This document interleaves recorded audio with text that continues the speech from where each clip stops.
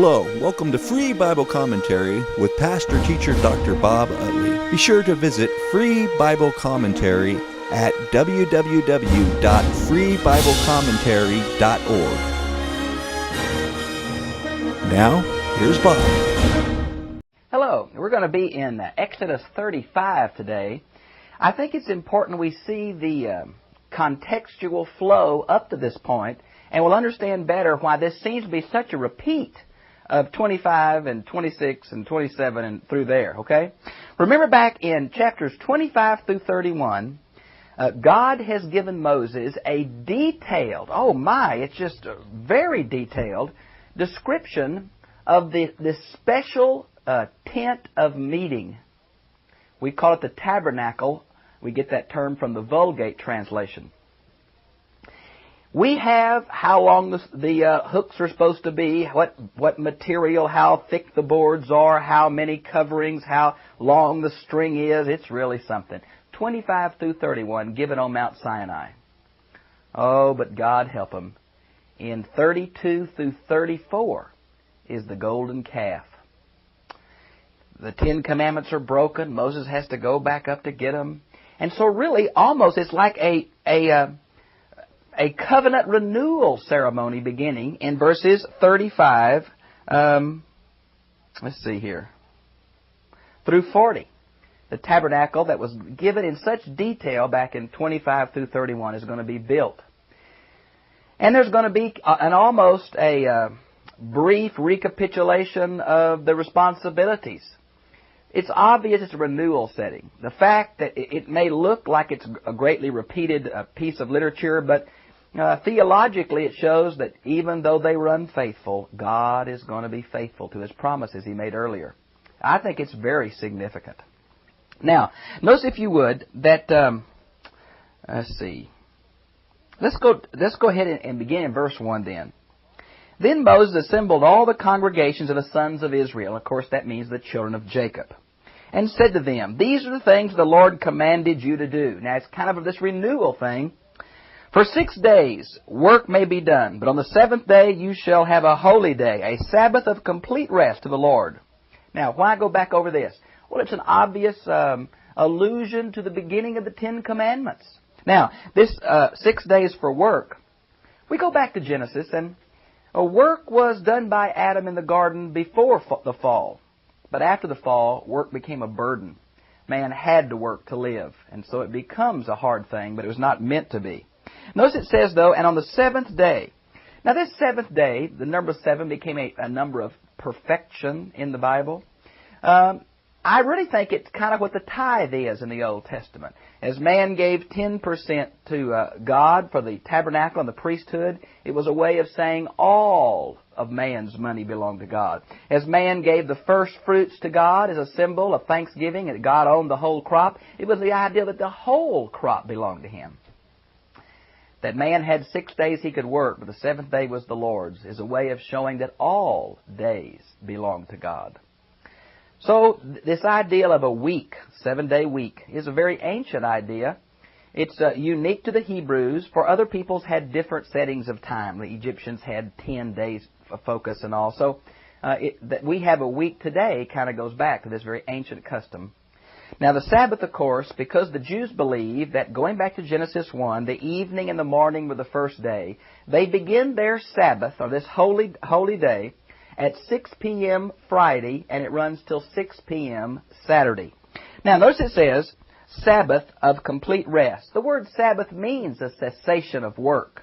And so here it's almost like a doublet. Sabbath means a complete rest. To the Lord, it was a unique worship day to Yahweh. Whoever does any work shall be put to death. We only have one account of this happening in Numbers 15, 32 through 36, where a man was found collecting sticks, implication to make a fire on the Sabbath, and this congregation stoned him. Now listen in verse 3, and this is unique. This is not repeated in chapters 25 through 31. "You shall not kindle a fire in any of your dwellings on the Sabbath day." Now, the rabbis are kind of split over this. One says it shows that no work was to be done, and this was a type of work. defined what work is in a way. Others say no, it refers to building a fire, to melt metal, to work on the tabernacle. I'm not sure that last one has any validity whatsoever. Although it's not mentioned in earlier in 25 or elsewhere in the Bible about not building a fire on the Sabbath, it is strongly implied in Exodus 16:23. Now let's begin in chapters 4 and following. And Moses spoke to all the congregation of the sons of Israel, saying, This is the thing the Lord has commanded, saying, Take from among you a contribution to the Lord, whoever is of a willing heart. Now this is interesting, whoever is of a willing heart. It was not a command, it was a voluntary response. But the idea is that God is going to touch the hearts of the men and women, and they're going to freely give. It was voluntary, but the implication is the Spirit is going to touch their hearts. Now this same thrust is repeated in verses 21 and 22, verses 26 and 29. The same thrust, all who is willing. We learned from chapter 36, verse 2, that they were so willing that Moses finally had to tell them, stop, don't bring any more. Now, let him bring it as the Lord's contribution, gold, silver, and bronze. Now, it's interesting to me, this gold, silver, and bronze kind of moves from precious metals to lesser precious metals. Also, this description of the tabernacle, beginning in verse 12, is going to move from the inner part, holy, which was mostly made of things of gold. And it's going to move outward. Now, you can't say exactly that the metal corresponds to this movement, because there was some parts of bronze used in the tent itself. But the silver was always used for like the hooks and the building parts, where the gold was used for the major pieces of furniture. And the bronze was used for kind of holding the tent together in its different places. Now, it can't be brass, because this is probably a combination of copper and tin. They hadn't learned all the metal by this point. Some say that they got these metals from two sources. One, from the Egyptians that gave it to them, and that we learned earlier that God said He was going to do that in chapter 3. It happened in chapter 3, verse 22, and it literally is shown historically in chapter 11, verse 2. And so I think they got it from the Egyptians. Others say, well, it was too much to got from the Egyptians, so maybe they got it from the Midianites, who we know were miners in this Sinai Peninsula for many, many decades before this. There is gold in Sinai, and there is silver in Sinai, and so it's been easily gotten as well as mined, as well as from jewelry. Now, notice it mentions then, let's see, and blue, purple, and scarlet material, fine linen, and goat's hair. Now, Egypt is known for its weaving of twisting of cloth to make bolts of material to cut garments out of. And so, obviously, these slaves had learned that in Egypt. Now, these colors, let's look at them. My New American Standard has blue. This is an Akkadian word that means a violet blue. The second one, purple, is a Sanskrit word that means reddish purple. And the word scarlet is a term that is used, we get the word cinnamon from it, the Arabic root. It came from an insect that was crushed up and used for dye. So all these different colors would mean a reddish purple, something like that. A fine linen and goat's hair. And ram skins dyed red, and porpoise skins and acacia wood. And let's talk about that. There's a lot of misunderstanding here. We're not sure exactly what all this means. It's obvious what ram skins are, and they would have easily had that. The word dyed red, some say it simply means tanned. And in the process of tanning, the leather turned this color because of the chemicals they used from the desert area. Now, whether they dyed it red or it turned red in tanning is uncertain. My opinion is it turned a kind of red in the tanning process. Now, what about these porpoise skins? How would they have got porpoise skins in the middle of the desert? Well, they either brought them from Egypt, or somehow when the Red Sea, or really Reed Sea, maybe there were some animals that died in that, and they skinned them. I don't know. I really think that what it is the Egyptian word for leather. And so it doesn't mean porpoise skins at all, but just leather skins from an Egyptian root, and that makes more sense to me. And acacia wood. Now, this is interesting. I have a picture of an Acadian tree here. It's not a real unusual tree. It's kind of a low desert bush. This comes from the Illustrated Family Encyclopedia. It's a beautiful reference work. It's interesting to me that as God spoke to Moses out of a burning bush, a common little desert bush, he builds his tabernacle from common desert trees. They're called acacia trees, or sometimes in Deuteronomy they're called shittim. Now, it's kind of a gnarly wood, but it's not real tall, but it is very hard and it smells good. And so a lot of people would make things from this. Even today they make cabinets from this, and it's a very beautiful wood. It was available too. That's also helpful. Verse 8, oil for the lighting and spices for the anointing oil and for the fragrant incense. Now, these different kind of oil would mostly be olive oil, and it would be used for the lighting of the different fires, particularly like the menorah or the lampstand in the holy place. And then this anointing oil would be for anointing the priest and different things that were anointed to cleanse them and anoint them.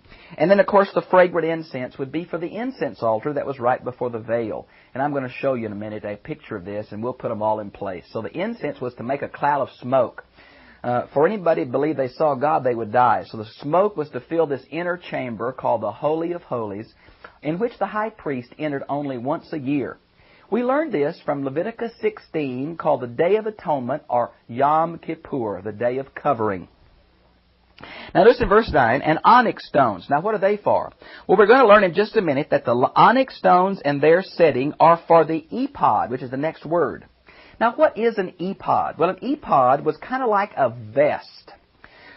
It was made out of the same material, this bluish, reddish purple, and it was a vest that was going to hold the breast piece where all these jewels, one for each tribe. It's going to have 2 onyx stones on each shoulder, 6 of the tribes on each. Going to have a gold chain that comes down on which the breastplate, a plate of gold, about 9 or so inches square, with 4 rows of 3 stones each. So this ephod is a rather unusual term. It's hard for us to lock down what it means because in different places it means different things. Example, it is used in Judges 8:27 for almost a man-sized idol. It's used in 1 Samuel 23, 9 through 11 for something with which you try to find the will of God. And then it's used here as an obvious vest or piece of clothing for the priest. And it says, and the breast piece. As the ephod is described in detail in Exodus 28, 6 through 14, so the breast piece is described in great detail in Exodus 28, 15 through 30. It had these beautiful stones on it, and its basic purpose was not only it's called the breast piece of judgment. These stones were on the front, and I think a picture of the high priest is a beautiful sign of the elegance of this. And behind these stones was a little pouch. And in them were the Urim and the Thummim, the lights and the perfections, they're sometimes called. We're not exactly sure what they are. Some say it's a set of bones with certain letters carved on them, or a yes and a no. But it was some way to determine the will of God, and it was in the back of this breastplate on the high priest. And of course, you know, the priest were not only a way to sacrifice, but were for teaching and for judgment, and particularly the high priest to know the will of God. And then in verse 10, let every skilled man among you come. Now, the every skilled man among you seems to imply that everyone who had any carpentry or weaving skills could be involved. It's a way in which the entire congregation could participate, not only with their contributions, but with their skills. Now, we're going to learn from over in verses 30 down through 34, there are 2 men that are uniquely gifted by God, one from the tribe of Judah and one from the tribe of Dan, that will lead them and overall kind of supervise the work. But here everybody is to have a part if they want to. And make all that the Lord has commanded. Verse 11, the tabernacle. Now the tabernacle, we get that word from the Vulgate. The Hebrew word seems to mean the tent of meeting. Or maybe in this context of the golden calf debacle, which really wasn't idolatry, but it was making an image of Yahweh, that maybe the tent of reunion would be a better sense. This is the place that Moses would meet God. It becomes the symbol of the presence of God. There are 2 different parts in the Old Testament. One say the tabernacle was right in the middle of the camp of Israel, and others says because of the sin of Israel, it was moved right outside the camp. Now the implication is that it was a symbol of God dwelling among His people. And it was a way of God showing, I am with you, I love you, I care for you. We see in certain pictures that it was the Shekinah cloud of glory that often came down on this tabernacle, particularly the inner tent of meeting, when Moses approached the Lord. I have this picture here I want to show you. It comes from the Mennonite Visitor Center, I believe in Pennsylvania, and it kind of shows you the tabernacle with the camp of the tribes of Israel around it. And notice the Shekinah glory is right above the place where the Holy of Holies would be, which is the Ark of the Covenant. Isn't that a beautiful picture? Can you see it there? I think it's just gorgeous. Now, notice if you would where, that's what the tabernacle is all about. And then it says the tent. Now the tent, if the tabernacle had a perimeter of about 300 cubits, 100 cubits on the side and then 50 cubits, it's always going to have one opening that faced east. Now the tent, we're never told where inside of this enclosure the tent is, though most people believe it is centered toward the back or to the west end of the tent. Now it was about 45 feet by 15 feet, and it was a long rectangle made up of two compartments. An inner one, or the back one, was a perfect cube, 10 cubits by 10 cubits, and the outer one, 20 cubits. Now, the size of a cubit has been some discussion. It's the length from a man's longest finger to his elbow. It varied from 17 to 21 inches, the royal cubit being 21, the normal cubit being 18, so there's some variety here of exactly what size it is. But it was a perfect cube, and in this little room with its own special curtain is where the Ark of the Covenant sat. And I will get to that piece of furniture, and I'll talk about that more in just a minute. But this first little room is called the Holy of Holies. Now, the outer room, which is twice as long, is called the Holy Place. It has its own veil at the very front, but of cheaper material and without the picture of the cherubim or these angelic creatures that seem to be close to God. Okay? Now, notice it mentions the tent and its coverings. Now, from this same encyclopedia, it was I don't know if you can see this picture here. I'll give you a close-up in just a minute. It shows there are three different coverings. The inner covering of fine material, very colorful, very beautiful, purple, that purple.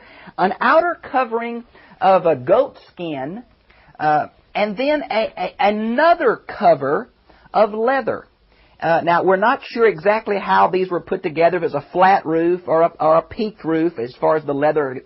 But it's obvious the leather outer skin was to protect it from the weather. And yet it was it was capable of being taken down very rapidly and moved. Everything had rings that could be moved quickly. And now some say this leather pouch was really what these tents were tucked up and put into when they traveled. And there is some ambiguity here we can't be certain on. Before I did this lesson, I was looking at the Biblica Judaica versus the Zondervan Encyclopedia, and they're quite different some in how they picture this, which just means we have no real idea. With its hooks and its boards and its bars and its pillars and its sockets, which are given in detail in chapter 25 through 31. It's acacia wood, either overlaid with gold or inlaid with gold or silver or bronze, depending what it was used for. Then in verse 12 it says the ark. The word ark here is not really ark like Noah's ark or the ark that Moses was put in. It really should be chest. Now, there's some difference of agreement about what the size of it. Some say it's 4 feet by 2.5 feet by 2.5 feet. Others say, no, it's 2.5 feet by 1.5 feet. And I'm not sure exactly. We know it depends on the size of a cubit. It was like a hollow box. It was overlaid with gold. It had rings in which poles went through. The poles were never moved. And inside, certain things were put, we learned from different parts of the Pentateuch. The 10 Commandments and the broken pieces of the 10 Commandments. Later on, a certain sized jar of manna, Aaron's rod that buds. Beside the ark were put things like the golden hemorrhoids and the little golden mice of 1 Samuel. We're not sure exactly what went in versus what was put beside it, but it was obviously a very significant thing. Before the children of Israel crossed the Jordan, it was the Shekinah cloud of glory that symbolized the presence of God sitting in the Holy of Holies.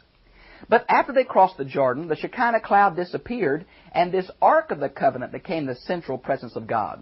We learned from Psalms 99 that it was like God lived in heaven, but His feet sat on this Ark of the Covenant. In between the wings of these two little angelic creatures called cherubim, they're discussed in Exodus 25, 18 through 20, though they're not described here at all in Exodus 35. We learn about them, particularly the detailed description, from Ezekiel chapter 1, where they're not named, and then Ezekiel 10, where they are named. And so their wings would touch in the middle, and God symbolically dwelled between the wings of the cherubim over the Ark of the Covenant. Now, the high priest would come in here, we learned from Leviticus 16, and in Leviticus 23, this lid is called the covering. It's a special lid called the mercy seat. We see it right down here next after the poles.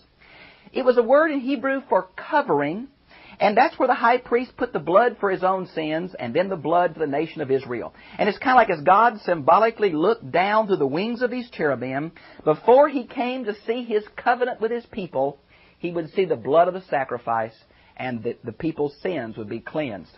The most beautiful discussion of this, as far as its spiritual significance, is the book of Hebrews that says that Jesus Christ's blood cleanses from all sin, that He is the perfect sacrifice, that He is both the high priest and the sacrifice, and His sacrifice is once and for all.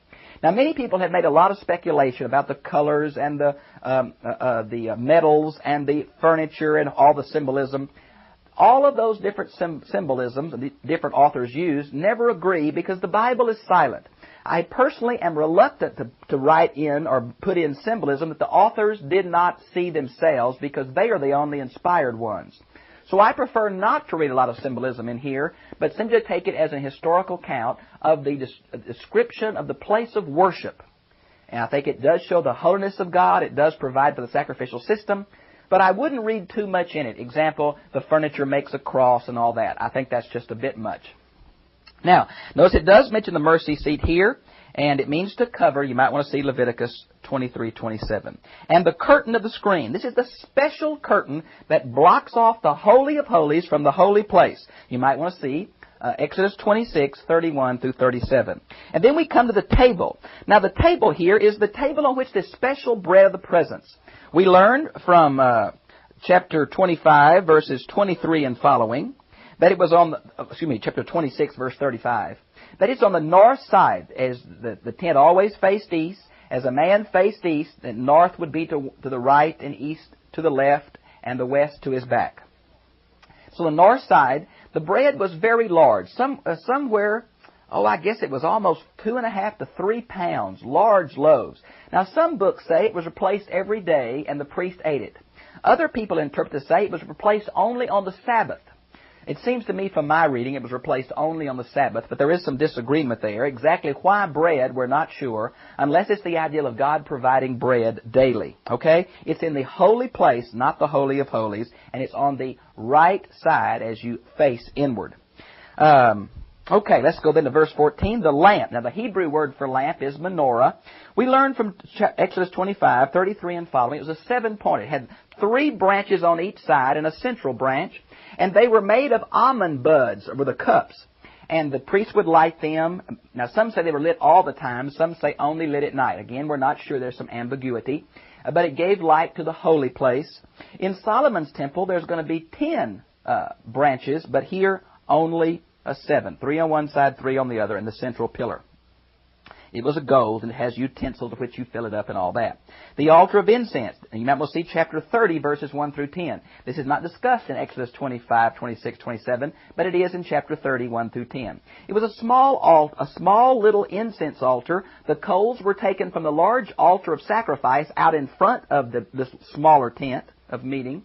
And then it was put on this incense altar. Incense was placed on here. It smelled good. It made a tremendous cloud that covered the presence of God. Maybe to mask this Shekinah cloud. And it was right in the Holy of Holies, right next to this special veil. Then we have the altar of burnt offerings, which was a bronze altar. It seems it was 7.5 feet, though it was much bigger than that in Solomon's temple. That's described in 27, 1 through 8. Now, it had a veil also, as mentioned here, and a veil right in before that altar. And it is of less significant material, and there's no cherubim. You might want to see chapter 26, verses 36 and 37. And there's a screen to the outer court mentioned in verse 17. Then we have the holy garments in verse 19. I wish I had time to go through all that. I don't. Many of them are being discussed, the ephod and all of that. What we don't have discussed is the turban and the robe and the sash. And you can see chapter 28, verses 1 through 5, and chapter 28, verses 30 through 39. Then in verse 20 down through 29, it just describes the men and women bringing things. And then in 30 and following, it names these two men. One of them is named Biziel from the tribe of Judah, and one is named Holadab from the tribe of Dan. They're discussed here, and they're very knowledgeable in what they do. They're skilled people. They're going to teach people how to work on this thing. Notice in verse 35 it says that God filled them with skill. As God seemed to say, anyone who would can work, He filled two men with unique skill to teach. As God said, come and bring your contributions, and men brought it, and then men wanted to work on it. So a whole community was involved in this tabernacle. It was the central piece of their religious life. It was in the center of their camp when they camped. It housed the most holy thing they had, the Ark of the Covenant. During the wilderness wandering period, the Shekinah cloud would be over that in the day and night and would lead them as the tribe moved. This is a beautiful picture of the worship of the ancient Hebrew people. It's surprising it's not mentioned much once we get outside the wilderness wandering periods. We have it in the time of David's son, but after Solomon builds his temple, we don't hear about it much. It's the book of Hebrews in the New Testament that makes such a big deal out of it, and then the book of Exodus in the Old Testament that shows how significant it was. Again, be careful of reading too much of an allegorical sense in here. I think we can see by the holiness that moves inward and goes outward that man was to approach God in a unique way, that the blood of bulls and goats was take away sin as a symbol, and that God dwelt with His people. And that's basically what this chapter is all about. God let His people help and turn their hearts to Him to do it. May it be so today. I've enjoyed being with you. God bless you. Have a good day.